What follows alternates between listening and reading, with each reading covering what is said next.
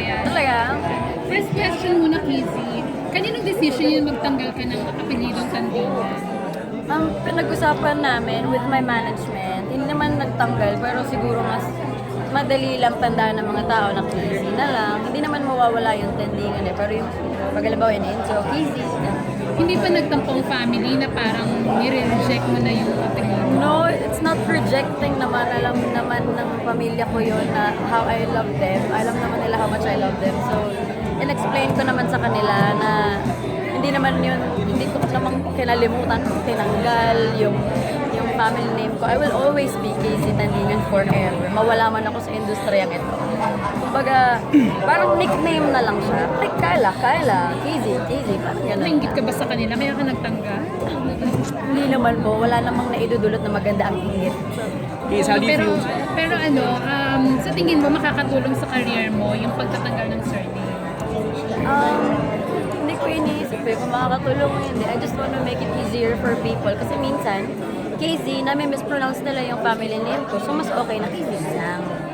Kasi hindi ba po hindi siya madaling i-pronounce. Yung iba, hindi pa mali yung spelling. Minsan Kandingan, minsan ano. So, Keys, how do you feel to be part of 2016 Himigando? At is there any pressure in your part, considering that you were the champion last year?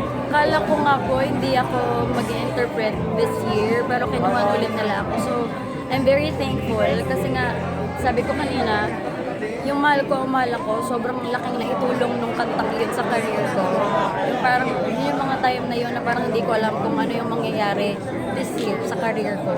Pero dahil dun sa mahal ako, parang nagkaroon ako ng pag-asa. So, nung in-invite nila ako ulit to interpret, hindi ako nagdalawang isip, hindi ako tumanggi. Is there any pressure na champion ka kasi last year for support? Siguro yung pressure na feel ko ngayon is yung pressure na mabigyan ng justisya yung kanta. Kasi yung kanta ko ngayon, it's darker than usual. Hindi siya din yung palaging naririnig ng mga tao. At yung kanta na to ngayon, ito yung kanta na maririnig ng mga tao na nag-rap pala. And this time, may kasama akong nag-interpret. So, kumbaga, pag solo ka lang, pwede mo gawin kahit ano eh. Pero pag may kasama ka, kailangan yung pag-usapan kung ano yung mangyayari doon sa live performance nyo, ano yung mangyayari doon sa song, to make it more effective, para mas maintindihan at all. How about when it comes to topping the competition? Isang top. Ano ba top? Siguro, gusto ko manalo, kasi gusto ko manalo yung song. Pero kung ako,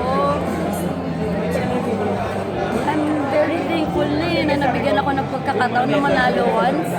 At siguro okay lang sa akin kung hindi man ako manalo this year. But of course, I wanna win for my concurso. Pero masaya na ako dun sa isang pagkakataon. Pero kung may pangalawa pa patindi, naman. Kasi next project, mayroon bang concert after this?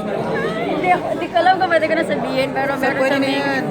meron kaming niluluto na concert this year na meron ako mga kasama. So, I think this is the biggest so far na gagawin ko.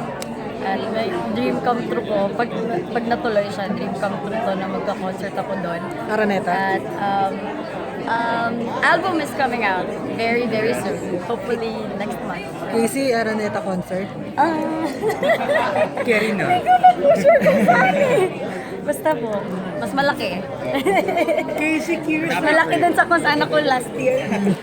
Curious lang ako sa pananamit mo. Very, couture kumbaga sa, is it a choice? Opo. Ay, sorry. Gusto ko po kasi talaga ng iba. Oo. Parang